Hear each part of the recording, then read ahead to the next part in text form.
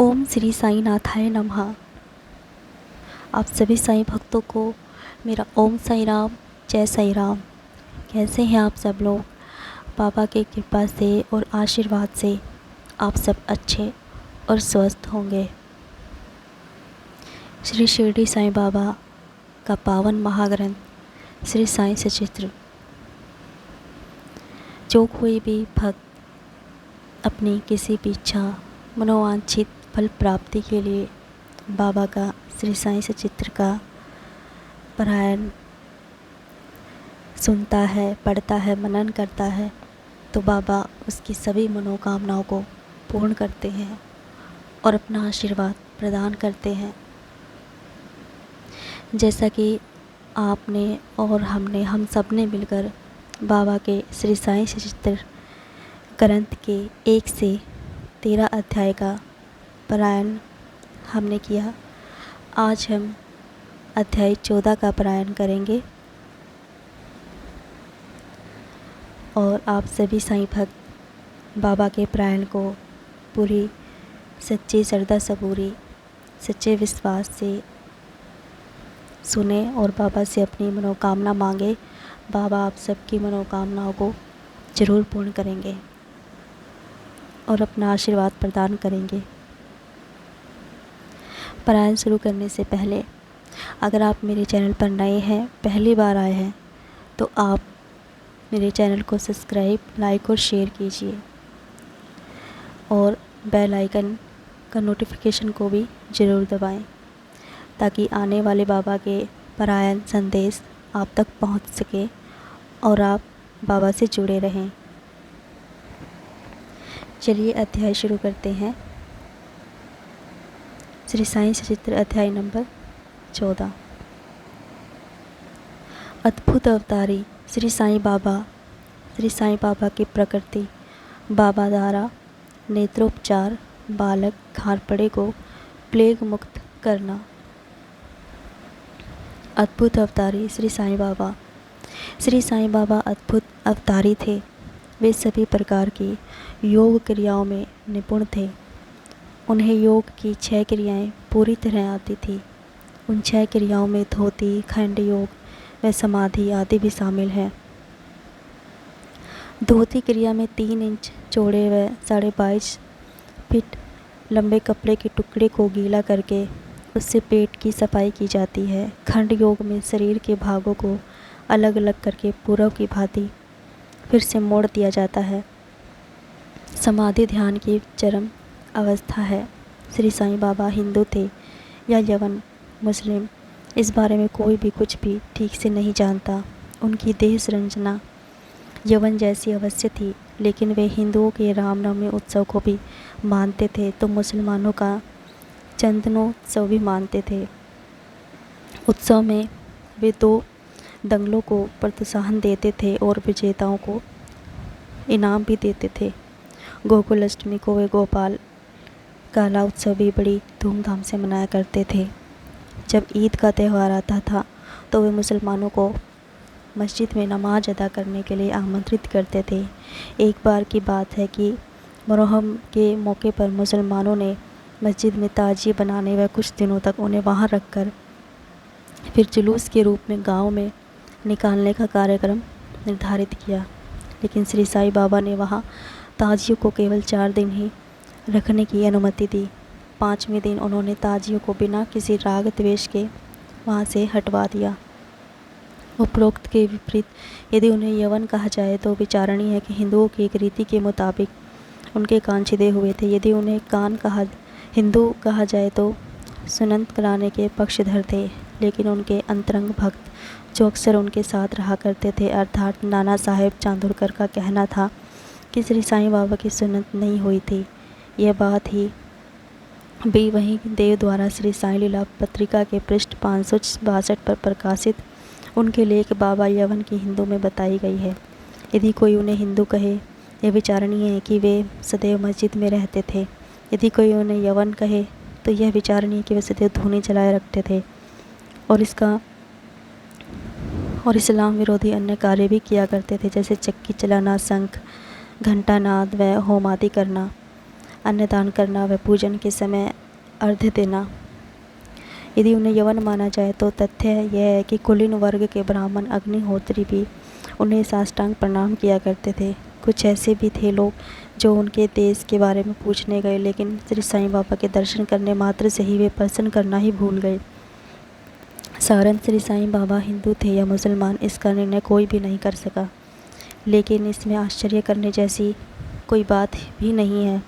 कारण कि जो अपने अहम भाव को नष्ट कर इंद्रिय सुखों को त्याग कर परमात्मा की शरण में चला जाता है, और जब परमात्मा से उसकी अभिन्नता स्थापित हो जाती है तो उसकी जाति पाति रहती ही नहीं है। श्री साईं बाबा इसी श्रेणी के थे। उनके हृदय में किसी जाति पाति के प्रति कोई भेदभाव नहीं था।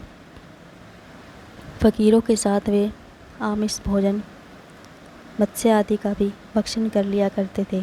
उनके भोजन पात्र में मुंह डालकर कुत्ते भी बिना डर के भोजन किया करते थे, लेकिन उन्होंने कभी उन्हें दुत्कारा नहीं। श्री साईं बाबा का अवतार ऐसा विलक्षण था। हेमांत पंथ मूल ग्रंथ रचयिता का कहना है कि यह उनके विगत जन्मों के शुभ संस्कारों का ही फल है कि उन्हें श्री साईं बाबा के श्री चरणों के निकट बैठने का, सत्संग लाभ उठाने का सौभाग्य मिला। उनका यह भी कहना है कि उन्हें जिस आनंद व सुख की अनुभूति हुई उसका वे वर्णन करने में सक्षम नहीं है। वास्तव में श्री साईं बाबा अखंड सच्चिदानंद थे। उनकी दिव्यता व अदिव्यता का वर्णन भला कौन कर सकता है। हेमांत पंत कहते हैं कि जिस किसी ने भी श्री साईं बाबा के श्री चरण कमलों की शरण ले ली, उसे श्री साईं बाबा का दर्शन अवश्य हुआ। श्री साईं बाबा के पास अनेक साधु व मुमुक्षु आते रहते थे। स्वयं श्री साईं बाबा भी उनके साथ चलते फिरते, उठते बैठते व उनसे वार्तालाप कर उनका मनोरंजन किया करते थे। श्री साईं बाबा सदैव अल्लाह मालिक का उच्चारण किया करते थे। वे शांत स्थिर रहते थे, किसी प्रकार के विवाद में कभी नहीं पड़ते थे, लेकिन कभी कभी वे क्रोधित भी हो जाया करते थे। वे हमेशा वेदांत की शिक्षा दिया करते थे।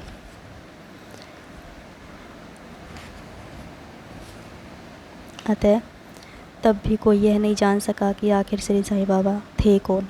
उनकी दृष्टि में अमीर गरीब बराबर थे। लोगों का गुप्त व्यवहार भी उनसे छुपा नहीं रहता था। जब वे गूढ़ रहस्यों को उजागर कर देते थे तो लोग आश्चर्यचकित रह जाते थे। वे ज्ञान के साक्षात अवतार होने पर भी अज्ञानियों जैसा व्यवहार करने थे। मान सम्मान में उनकी कोई रुचि नहीं थी। इस तरह श्री साईं बाबा शरीरी होने पर भी देवीय गुणों से युक्त थे। इसीलिए तो शिरडी के लोग उन्हें परम ब्रह्मा माना करते थे। श्री साईं बाबा की प्रकृति। हेमांत पंत कहते हैं कि मैं तो मूढ़मती हूँ, फिर भी श्री साईं बाबा की अद्भुत लीलाओं का भला मैं कैसे बखान कर सकता हूँ। श्री साईं बाबा ने शिरडी के लगभग सभी मंदिरों का जीर्णोद्धार करवाया। उन्होंने तात्या पाटिल के माध्यम से शनि, गणेश, शिव पार्वती, ग्राम देवता व हनुमान जी के मंदिरों का भी जीर्णोद्धार करवाया। उनका दान भी बड़ा विलक्षण था। दक्षिणा के रूप में जो धन इकट्ठा होता था उसमें से वे किसी को 20 रुपये, किसी को 15 रुपये तथा किसी किसी को 50 रुपये तक दे दिया करते थे। रुपए पाने वाले उसे शुद्ध दान माना करते थे। श्री साईं बाबा की भी यही इच्छा रहती थी कि उनके द्वारा प्रदत्त रुपयों को उचित ढंग से व्यय किया जाए। श्री साईं बाबा के दर्शनों से भक्तों को बड़ा लाभ होता था। अनेक लोग निष्कपट बन गए, दुष्ट लोग पुण्यात्मा बन गए, कुष्ठ रोगी रोग से मुक्त हो गए। इतना ही नहीं, अनेक भक्तों को मनोकूल फलों की प्राप्ति हुई। अनेक पंगुओं की पंगुता दूर हो गई। धीरे धीरे श्री साईं बाबा की प्रसिद्धि फैलती गई। फलस्वरूप दूर दूर से भक्तजन उनके दर्शनार्थ शिरडी आने लगे। श्री साईं बाबा सदैव धूनी के निकट आसन जमाए बैठे रहते थे और विश्राम भी वहीं किया करते थे। स्नान करने का उनका कोई नियम था ही नहीं। मन हुआ तो स्नान कर लिया करते थे, मन न हुआ तो कई दिनों तक स्नान नहीं करते थे और समाधि में लीन रहा करते थे। वे सिर पर एक साफी छोटा कपड़ा, कमर में धोती व शरीर ढकने के लिए अंगरखा पहनते थे। प्रारंभ से उनकी यही वेशभूषा थी। बाबा द्वारा नेत्रोपचार। श्री साईं बाबा जीवन के पूर्वार्ध में शिरडी गांव के लोगों का रोगोपचार भी किया करते थे। उनके हाथ से दी गई औषधि लेने से रोगी शीघ्र ही रोग मुक्त हो जाया करते थे, इसीलिए वे शीघ्र ही योग्य चिकित्सक के रूप में भी प्रसिद्ध हो गए। एक बार एक भक्त के नेत्र लाल हो गए और उनमें सूजन आ गई। शिरडी जैसे छोटे से गांव में भला एक डॉक्टर कहाँ था। तब अन्य भक्त उस रोगी को श्री साईं बाबा के पास ले आए। ऐसे रोग में पराए लेप, मरहम, अंजन, सुरमा, गोधूक व कपूर मिली औषधियों का इस्तेमाल किया जाता है, लेकिन बाबा की औषधि विलक्षण ही थी। उन्होंने भिलावा पीसकर 2 गोलियां बनाई और रोगी के नेत्रों पर एक एक करके गोली चिपकाकर पट्टी बांध दी। अगले दिन पट्टी को हटाकर नेत्रों पर जल के छींटे मारे। परिणाम स्वरूप सूजन कम हो गई और नेत्र भी ठीक हो गए। इसी तरह बाबा ने अनेक रोगियों को ठीक कर दिया।